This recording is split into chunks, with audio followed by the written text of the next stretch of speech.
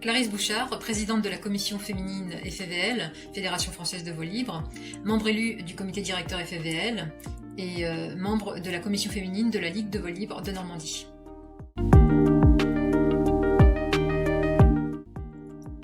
J'ai commencé le parapente en 2011. En 2016, j'ai appris l'existence de la commission féminine un peu par hasard en allant sur un site de déco normand où était organisée une sortie féminine. Alors j'ai été agréablement surprise de voir autant de filles sur un déco et ce jour-là j'ai osé sortir mon aile. J'ai passé un super moment, j'ai fait de belles rencontres et j'ai volé. Par la suite, j'ai participé à plusieurs stages organisés par la commission féminine normande. Et en 2017, j'ai intégré la commission féminine de la Ligue de vol libre de Normandie en tant que membre et organisatrice de stage. J'ai beaucoup appris avec la Ligue de vol libre de Normandie, présidée par Yves Dupin, que je salue. La commission féminine m'a en quelque sorte permis de mettre un pied dans le fonctionnement de la Ligue, d'échanger et d'apprendre au contact de ses membres sur différents sujets dans le domaine du vol libre.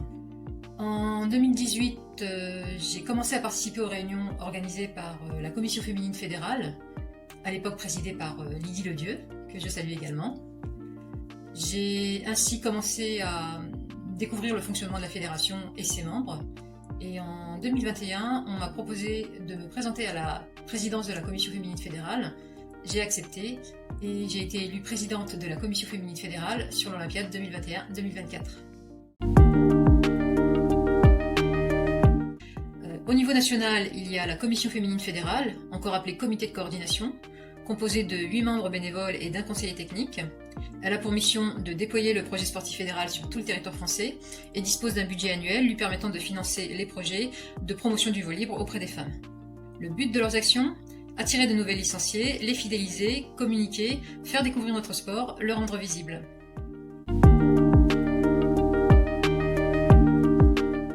C'est une bonne question.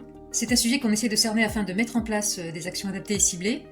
Ce que l'on sait, c'est que les femmes qui débutent la pratique ne la poursuivent pas toutes. Alors les retours d'expérience que nous avons montrent que certaines femmes arrêtent la pratique après une grossesse et hésitent à y revenir. Il y a également le fait qu'il s'agisse pour le moment d'un milieu majoritairement masculin, ce qui n'aide pas les femmes à se sentir légitimes.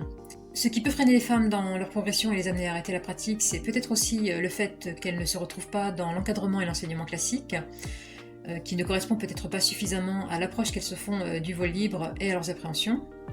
À cela peut s'ajouter d'autres freins inhérents à la pratique du vol libre, à savoir que le vol libre dépend beaucoup de la météo et que lorsqu'on a une vie de famille en plus d'une vie professionnelle, cela peut vite devenir compliqué à mettre en œuvre. Le coût du matériel peut également constituer un frein. Il y a aussi l'image que l'on peut se faire d'un sport à risque difficilement maîtrisable réservé aux têtes brûlées, alors même qu'on éduque les femmes à ne pas prendre de risques.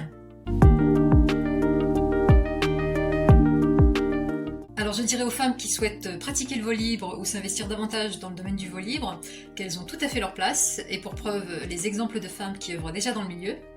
Elles ont beaucoup à apporter au développement de la pratique et je les invite à aller voir les actions de la commission féminine ainsi que les témoignages de femmes sur le site internet de la FFVL, rubrique Vol et glisse au féminin.